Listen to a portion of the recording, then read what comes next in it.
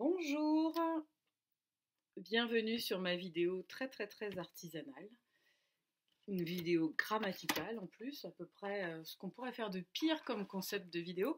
Mais bon, ceci dit, chers élèves, c'est pour vous rendre service. Aujourd'hui, on va s'intéresser à l'extrêmement difficile question de savoir comment on peut faire une négation en allemand. La question c'est nicht ou kein. Nicht ou kein. Nicht ou kein.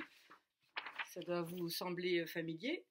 En fait, c'est pas si compliqué que ça. Il faut juste choisir entre nicht et kein.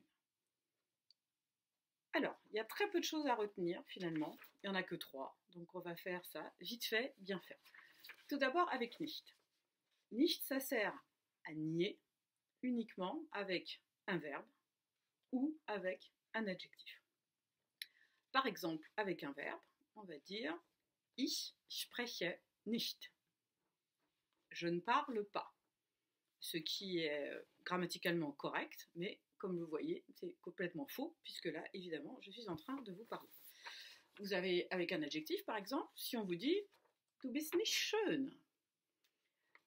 C'est pas sympa du tout quand on vous dit ça, mais grammaticalement, il faut bien reconnaître que c'est correct. Donc, nicht, du bist nicht schön, ich spreche nicht.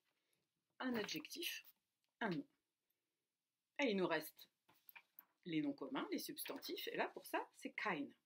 Alors, kein, comme vous voyez, dans kein, vous avez ein. Donc, kein, c'est la négation de ein. S'il y a ein, c'est-à-dire que c'est un substantif derrière un nom. Alors, comment reconnaître un nom? En allemand, c'est facile, l'anti-sèche, elle est fournie avec. Vous avez, derrière kein, vous avez un mot avec une majuscule. Si vous avez un mot, donc un nom avec une majuscule, et que vous avez mis nicht devant, nicht ein côte à côte, vous êtes sûr que c'est faux, vous pouvez revoir votre copie, vous barrez, à la place, vous mettez kein, là c'est sûr que ce sera bon. Donc kein avec un nom commun, avec un adjectif. Par exemple, ça correspond à ce que vous pourriez dire en anglais à chaque fois que vous avez no, no problem, par exemple, kein Problem.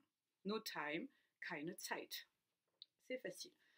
Après, pour ceux qui voudraient aller un peu plus avant dans la grammaire, qui veulent faire des choses parfaites, vous imaginez bien que kein étant comme ein, il faudrait décliner. Keinem, keinen, etc. Mais là, pour l'instant, c'est pas ça l'essentiel du problème. C'est juste de savoir quand est-ce qu'on met nicht, quand est-ce qu'on met kein. Alors, je récapitule. 2 choses à retenir sur nicht. Nicht avec adjectif ou verbe.